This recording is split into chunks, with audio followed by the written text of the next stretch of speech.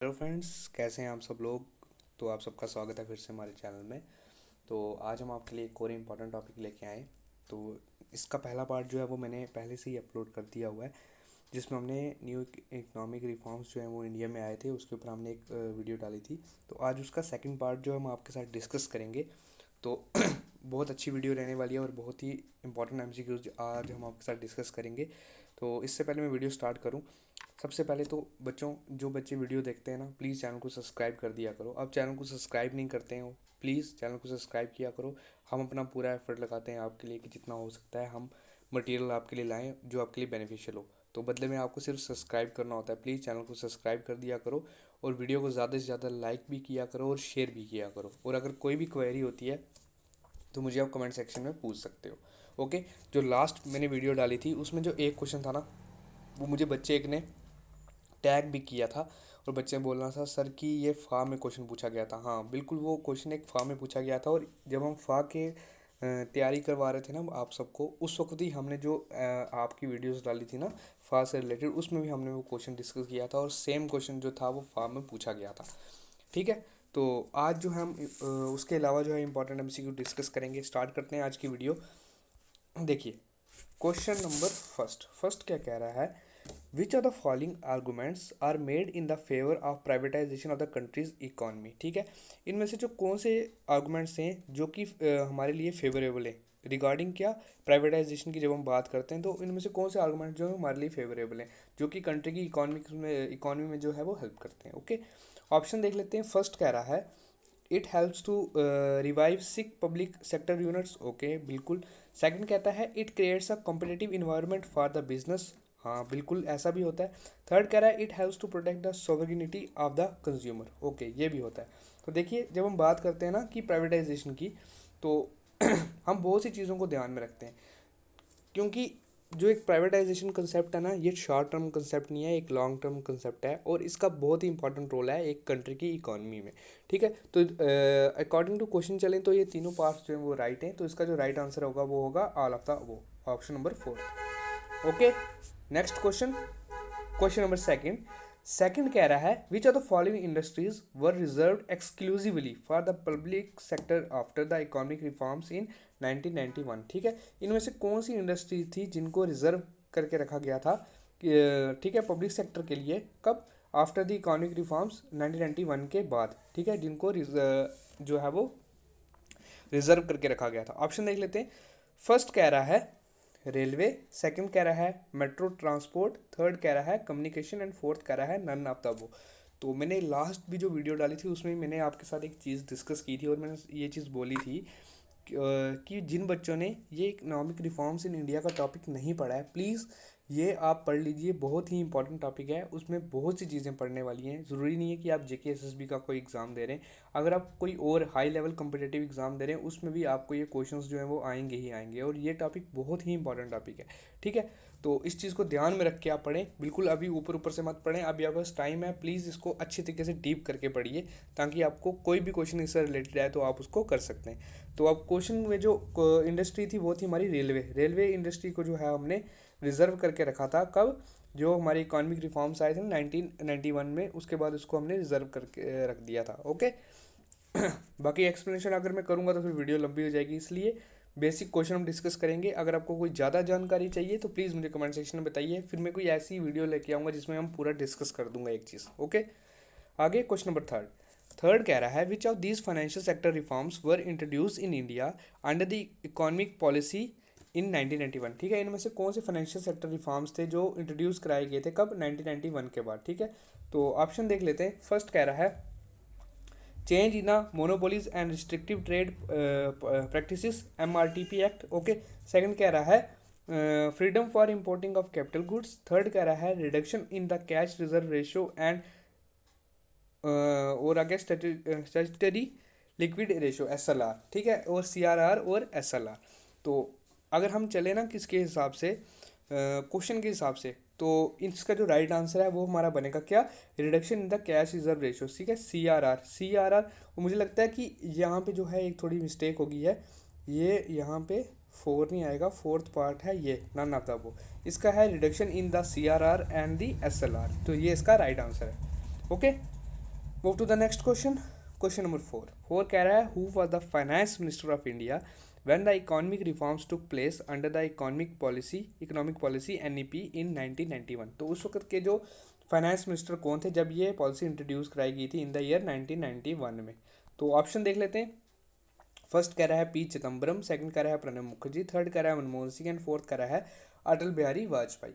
तो इसका आप सबको पता ही है इसका राइट आंसर क्या है। इसका राइट आंसर है डॉक्टर मनमोहन सिंह। ठीक है, थर्ड जो है वो इसका राइट आंसर है। Okay, move to the next question. Question number fifth कह रहा है which of the following concept was not a part of the economic reforms under the new economic policy NEP in the 1991। ठीक है, इनमें से कौन सा कंसेप्ट है जो इकोनॉमिक रिफॉर्म का पार्ट नहीं रहा है। ठीक है, 1991 की इकोनॉमिक रिफॉर्म का जो है वो पार्ट नहीं रहा है। कौन सा इनमें से कंसेप्ट था। तो आपको मैंने लास्ट वीडियो में भी ये क्वेश्चन तो था, इससे मिलता जुलता मैंने क्वेश्चन जो है वो आपके साथ डिस्कस किया था, जिसमें मैंने आपको बोला था इसको LPG करके आप याद रखें तो आपको हमेशा याद रहेगा। लिबरलाइजेशन, प्राइवेटाइजेशन और ग्लोबलाइजेशन, ये तीन जो मेन मुद्दे थे, मेन टॉपिक्स थे, कंसेप्ट थे, आप इसको समझ लीजिए। जो हमारे इकोनॉमिक रिफॉर्म्स आया था 1991 में, उसमें मेन जो फोकस था वो इन तीनों पे था। तो आप इसको LPG करके याद रख सकते हैं, आपको हमेशा याद रहेगा। तो इसमें से एक सेंट्रलाइजेशन है जो इसका पार्ट नहीं है। ओके, तो राइट आंसर भी फर्स्ट है। आगे क्वेश्चन नंबर 6 कह रहा है which of the following was not a part of the structural adjustment programme under the economic policy NEP in 1991। इनमें से फॉलोइंग में से कौन सा जो है वो स्ट्रक्चरल एडजस्टमेंट प्रोग्राम नहीं है। किसका, इसका नेप का 1991 में जो आया था प्रोग्राम। ओके, तो ऑप्शन देख लेते हैं। फर्स्ट कह रहा है फिजिकल रिफॉर्म्स, सेकंड कह रहा है टैक्स रिफॉर्म, थर्ड कह रहा है balance of the payment adjustment and fourth कह रहा है इंडस्ट्रियल रिफॉर्म्स।